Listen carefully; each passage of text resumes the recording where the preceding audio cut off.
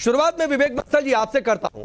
दो बातें, एक तो एमपी और राजस्थान दोनों जगहों पर हिंदुत्व की रेस लगी है आपकी बीजेपी से। नंबर एक बात, कौन कितना चंदा दिया, हमने चंदा राम मंदिर में अधिक दिया, यह आपके नेता सुना रहे हैं। दूसरी ओर हेमंता कह रहे हैं कि बाबर को ऑक्सीजन दे देंगे, औरंगजेब को ऑक्सीजन दे देंगे अगर कांग्रेस को वोट दिया तो। देखिए राकेश जी, पहले तो मैं ये जो चुनावी चर्चा जो खासतौर से आपने राजस्थान और मध्य प्रदेश के परिप्रेक्ष्य में कही है, अगर कोई हमारा नेता ये कहता है कि हमने राम मंदिर के जहां तक निर्माण में या उसमें हमने अपना चंदा दिया है, तो उसमें कोई मेरे ख्याल से कोई त्रुटि नहीं है। और वहां मैं स्पष्ट कर दूं आपसे कि मध्य प्रदेश और राजस्थान में दोनों जगह हमारी सरकार बनी है। और जहां तक हेमंत बिश्वास जी का वक्तव्य का सवाल है, बहुत ही दुर्भाग्यपूर्ण है इस देश में जहां चुनाव होने चाहिए, मुद्दों पर प्रगति पे होनी चाहिए, तरक्की पे होनी चाहिए, समावेशी विकास पर होने चाहिए, एक कानून व्यवस्था पर होने चाहिए। आज उसके सापेक्ष जो है चुनाव एक घृणात्मक, एक सांप्रदायिकता के नाम पर लड़े जा रहे हैं। आज मुझे ये समझ नहीं आता कि भारतीय जनता पार्टी की आस्था है कि नहीं संविधान के प्रति। बाबा साहब अम्बेडकर जी ने जो संविधान का जो संरचना में जिसमें महत्वपूर्ण भूमिका उन्होंने निभाई थी, आज उस कहीं ना कहीं हम लोग जो बार बार इस बात को कहते हैं कि संविधान खतरे में, आज या तो आप ये कह दीजिए कि अल्पसंख्यक जो समाज है उसको हम इस देश का नागरिक नहीं मानते, संविधान में अपना संशोधन कर दीजिए, पर इस तरीके की बातें कह के इस देश का आप कहीं ना कहीं एक विवेक बंसल जी, आप 1.5 मिनट बोले, आप कहां से माइनॉरिटीज को लेकर आ गए? माइनॉरिटीज की तो कोई चर्चा ही नहीं हो रही थी। नंबर एक बात है, आपने ये कहा कि कांग्रेस और क्या हो। नहीं, मैंने कहा कुछ कहा। राकेश जी आप कहें, आप क्या ये इसका क्या मतलब हुआ? क्या आप में मैं ये कहना चाहूं कि क्या इस वक्तव्य ये अपने आप में नहीं, मैंने कहा कुछ कहा है। अरे विवेक जी, मैंने कहा कुछ कहा है। हेमंता बिश्व शर्मा ने कुछ कहा, उसके आधार पर मैंने आपसे सवाल कर लिया। मैंने अपनी ओर से तो अभी तक कुछ कहा ही नहीं है। हेमंत जी ने ये स्पष्ट कर दिया किस तरीके से। भाई आप मुझे फिर स्पष्ट कर नहीं, वो शायद इसलिए कह रहे होंगे विवेक बंसल जी, क्योंकि आपकी पार्टी के दर्जनों भर नेताओं के नाम है जो प्रो माइनॉरिटी स्टेटमेंट देते हैं, जो एंटी हिंदू स्टेटमेंट देते हैं। 2014 में आपकी पार्टी की सरकार चली गई देश से, तो एके एंटनी की रिपोर्ट में इस बात का जिक्र था कि आपकी इमेज एंटी हिंदू हो गई है।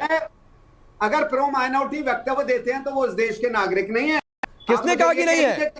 तो एंटी हिंदू स्टेटमेंट देंगे क्या? एके एंटनी की रिपोर्ट में इस बात का जिक्र नहीं था कि आपकी पार्टी की इमेज एंटी हिंदू हो गई है और ये 2014 में हार की एक बड़ी वजह? उनके कहने से ना तो एंटी पार्टी एंटी हिंदू हमारी इमेज है। आप हिंदू इमेज तो एंटी हिंदू तो इनकी पूछिए कि किस तरीके से हिंदू कोड बिल जब पारित हो रहा था तो क्या इनका स्टैंड था, क्या इनका पक्ष था आरएसएस का, और क्या सोच थी, क्या किस तरीके से प्रतिगामी सोच से फलीभूत थे ये लोग। आज हम लोग हिंदुत्व का क्या मतलब है? हिंदू हमेशा समावेशी रहा है, उसने सहिष्णुता दर्शाई है। इतिहास की तारीख के पन्नों को आप पलट के देखिए। आज जो ठीक, विवेक बंसल जी मैं आ रहा हूं। अनिला सिंह, इनकी बातों का जवाब और जिस तरीके से योगी कैबिनेट की मीटिंग अयोध्या में हुई है और प्रधानमंत्री मोदी जो जिक्र कर रहे हैं, तो क्या ये मान ले कि पूरा चुनाव स्टेट्स का और अगले साल देश का चुनाव वो सब कुछ अयोध्या के इर्द गिर्द होगा? देखिए, मेरी सबको राम राम।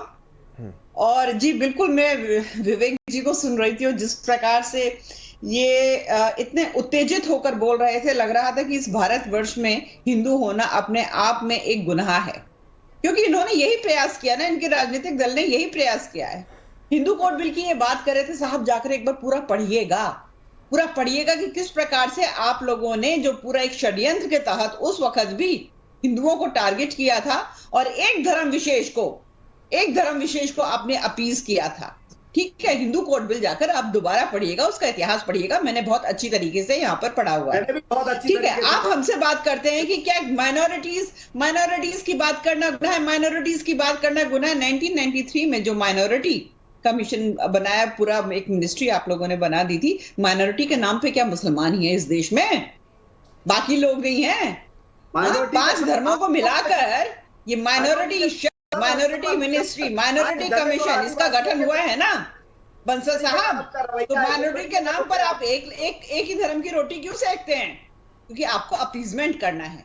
आपका वो राजनीतिक दल है जिसके सबसे बड़े चेहरा राहुल गांधी जी जो है हिंदुत्व को गाली देते हैं।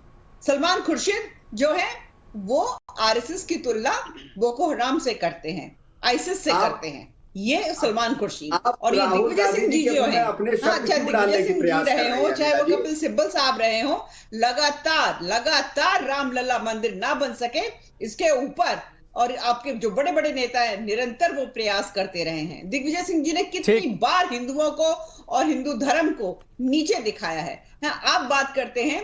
अच्छा, मैं एक और ओपिनियन ले लेता हूं, क्योंकि तेलंगाना में भी चुनाव और वहां पर तो बड़ी दिलचस्प फाइट चल रही है।